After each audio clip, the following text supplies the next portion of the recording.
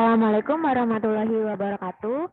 Kami dari kelompok 5 yang beranggotakan Zahra Anissa, Dinda Damarisa, dan saya sendiri Lutfi Hamidah. Kami akan mempresentasikan tentang pembiayaan proyek.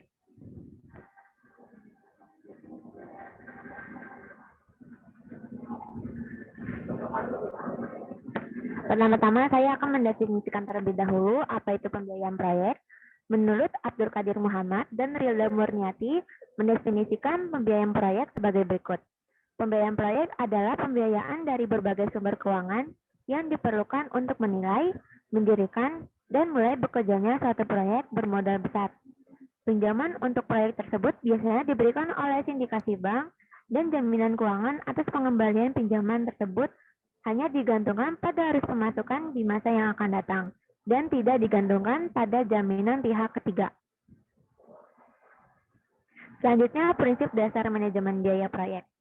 CEO atau manajer eksekutif perusahaan sebagai salah satu stakeholder proyek yang sangat penting perannya. Biasanya mengetahui lebih banyak tentang keuangan perusahaan, namun sedikit mengetahui tentang IT. Sehingga manajer proyek IT harus dapat menjembatani antara kebutuhan biaya proyek dengan keuangan perusahaan dalam bahasa mereka sendiri.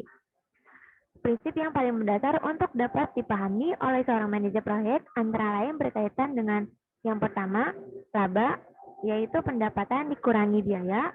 Yang kedua, siklus hidup biaya, yaitu taksiran biaya proyek secara menyeluruh selama umur proyek. Yang ketiga, analisis arus kas, yaitu ditunjukkan dengan estimasi aliran-aliran biaya dan manfaatnya untuk suatu proyek. Yang keempat, biaya dan manfaat dapat terukur tangible dan tidak terukur atau intangible, langsung, direct, maupun tidak langsung atau indirect. Yang terakhir, biaya yang dikeluarkan tidak harus selalu menjadi kriteria dalam memilih atau seleksi proyek. Selanjutnya adalah proses yang dilakukan dalam manajemen pembiayaan proyek yang meliputi yang pertama perencanaan sumber daya, yaitu menentukan sumber daya apa saja yang digunakan dan berapa jumlahnya.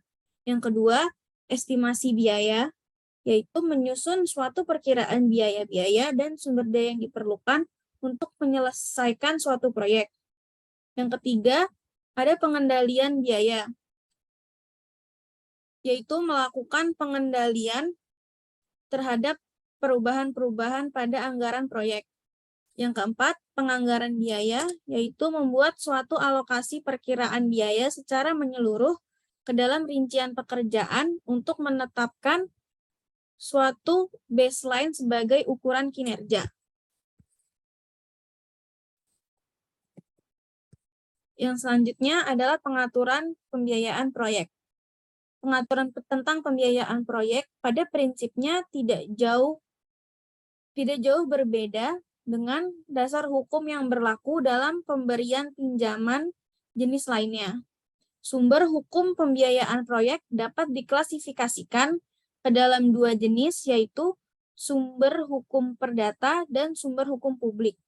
Untuk sumber hukum perdata, perjanjian dan undang-undang yang memuat ketentuan tentang kebebasan berkontrak, yang kedua tentang pinjaman, pembiayaan, dan jaminan, yang ketiga tentang pemborongan pekerjaan, dan yang keempat tentang badan hukum, perusahaan, dan investasi.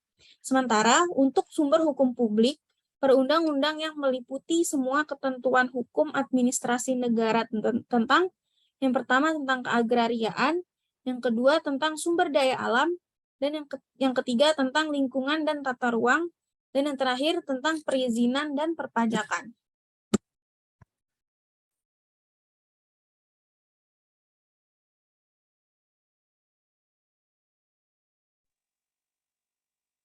Oke, baik.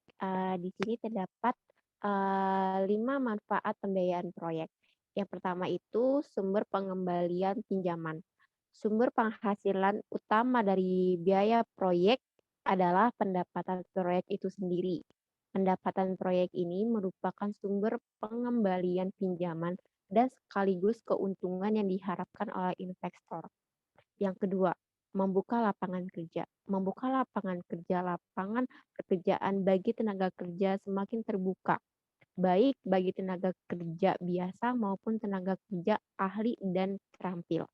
Yang ketiga, sarana alih teknologi. Melalui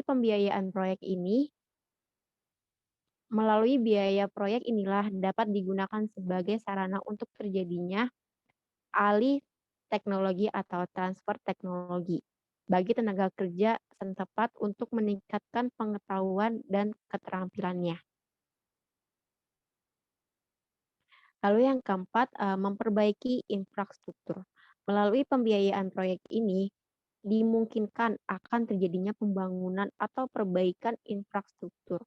Misalnya, pembuatan jalan masuk ke proyek, instalasi listrik, dan jaringan telekomunikasi. Lalu yang kelima, sumber peningkatan pendapatan negara.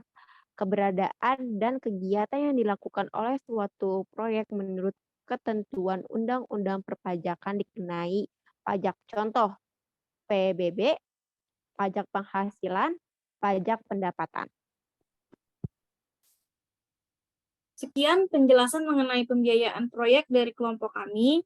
Kurang lebihnya mohon maaf. Wassalamualaikum warahmatullahi wabarakatuh.